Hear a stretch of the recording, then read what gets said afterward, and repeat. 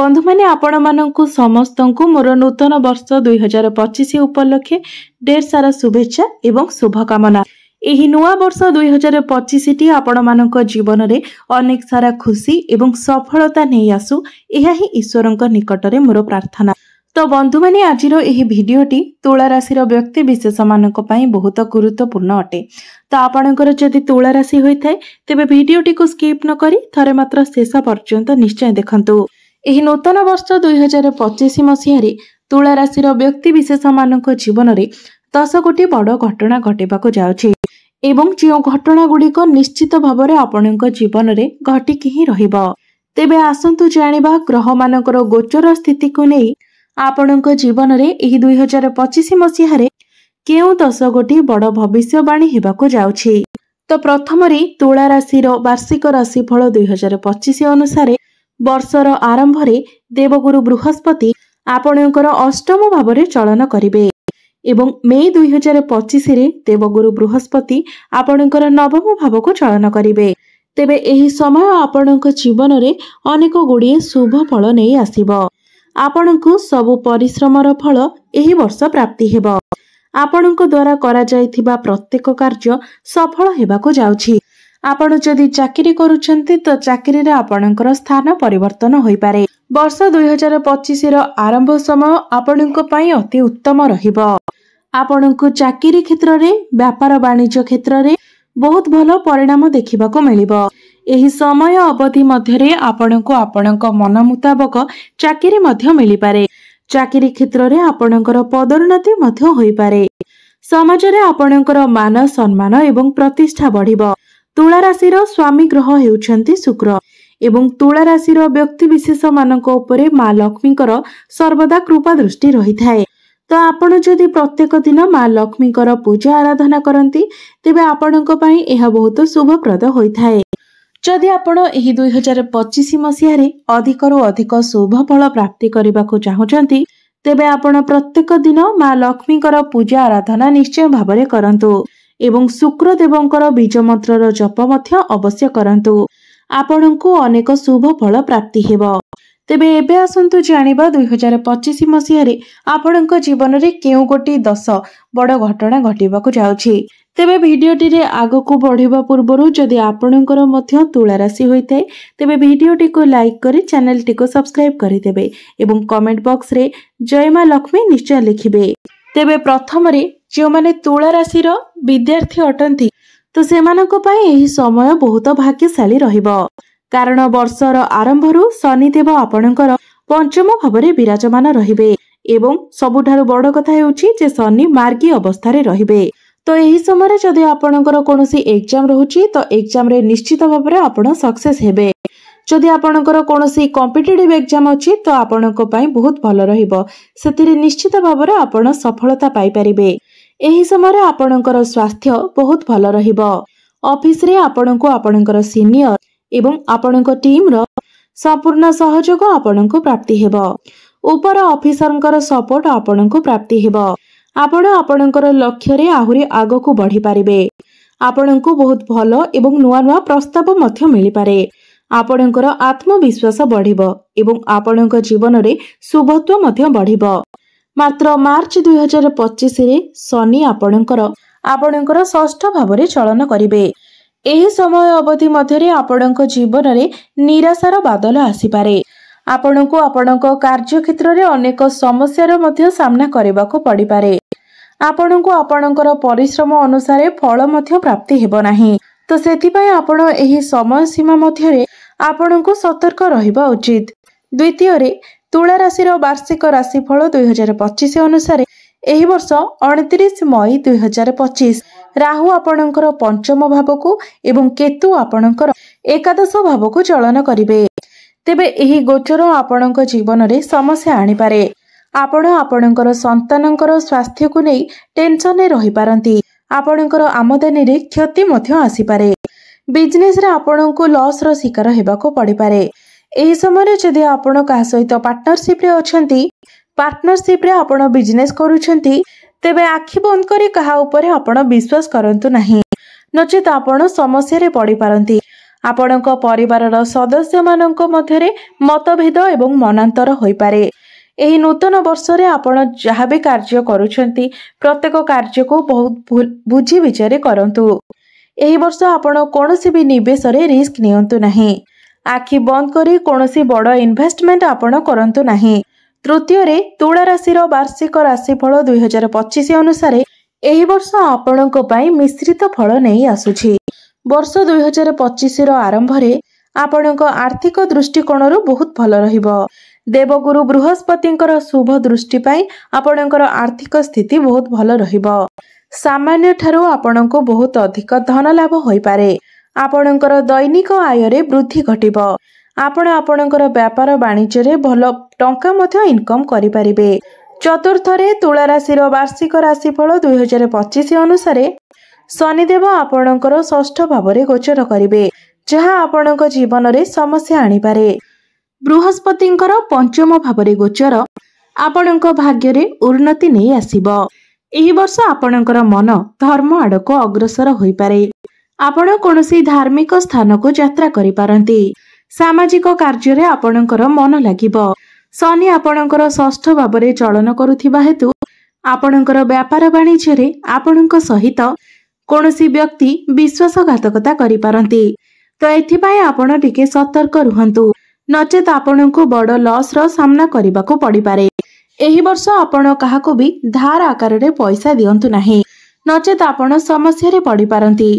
पंचम रे तुला राशि वार्षिक राशिफल 2025 अनुसार एही वर्षटी आपणकर स्वास्थ्य पई मिश्रित फल प्रदान करिबो।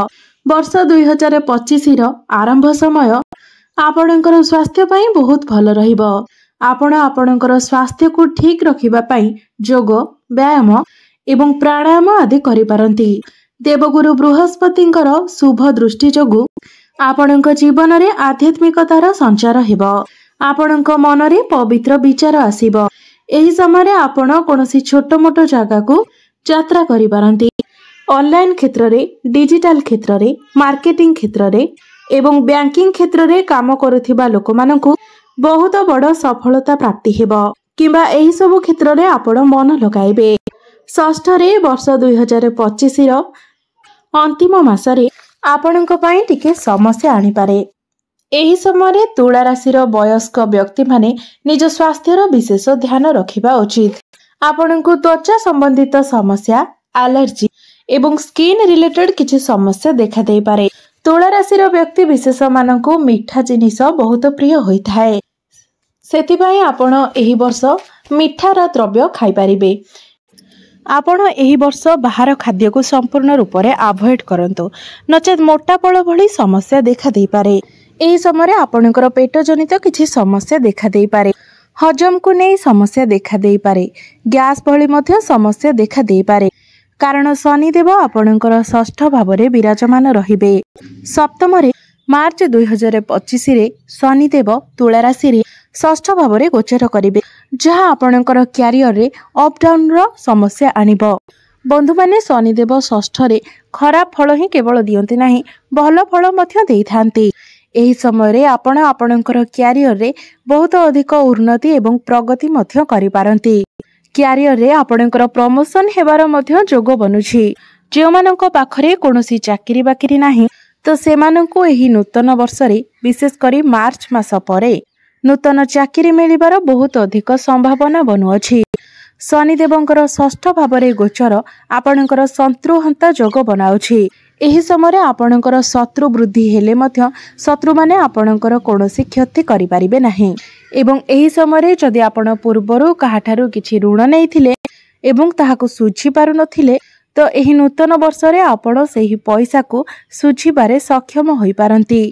कोर्ट कचेरी रे जदि किछि मामला आपणकर विपक्ष रे जाउथिला, तो एही वर्ष सेही मामला आपणकर सपक्ष रे जाई पारे। आपण एही नूतन वर्ष रे बाहर को बुलिबा को जाई पारंती।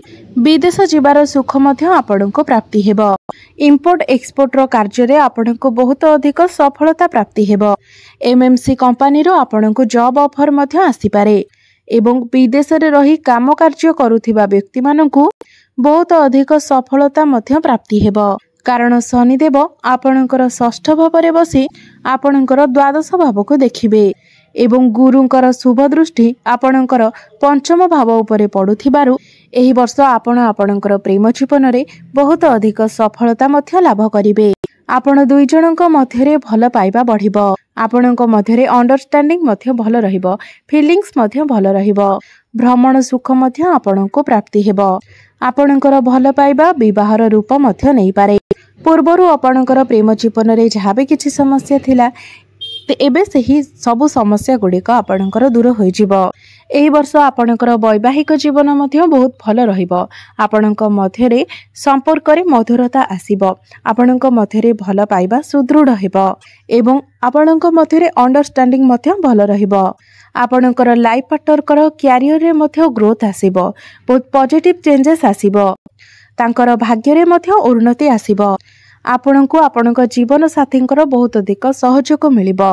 एही वर्ष आपण कोनोसी नूतन व्यापार वाणिज्य मध्य आरंभ करि पारंती। विशेष करी एही वर्ष आपण कोनोसी भूमि मध्य क्रय करि पारंती किंबा गाड़ी मोटर जानवाहन प्रॉपर्टी इत्यादि मध्य किनि पारंती।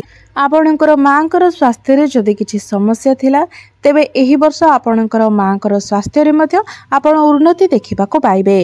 मांकर स्वास्थ्य रे सुधार आसीबो।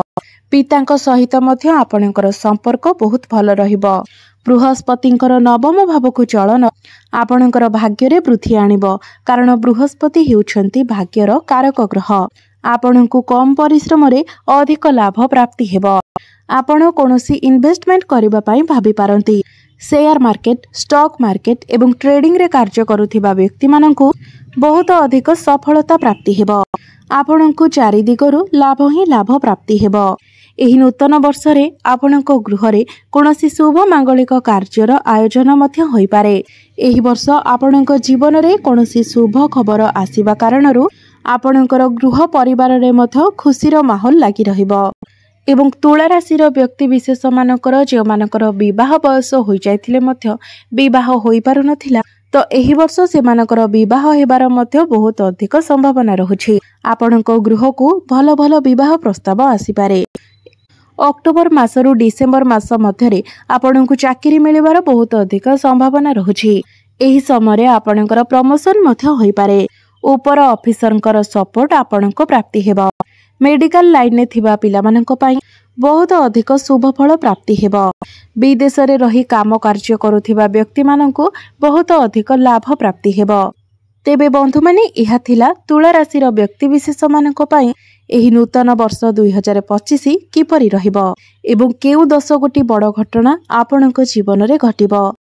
तेबे अधिक शुभत्व प्राप्ति करिबा पई एवं समस्त समस्या गुडी को दूर करिबा पई आपण प्रत्येक दिन शुक्रंकर बीज मंत्र 108 थर जप करंतु।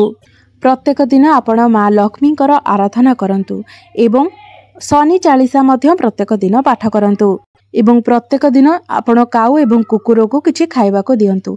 आपणको अधिक शुभत्व प्राप्ति हेबो। तेबे बंधु माने आपणकर जीवन मंगलमय हेउ एहा ही ईश्वरंक निकटरे मोर प्रार्थना। धन्यवाद।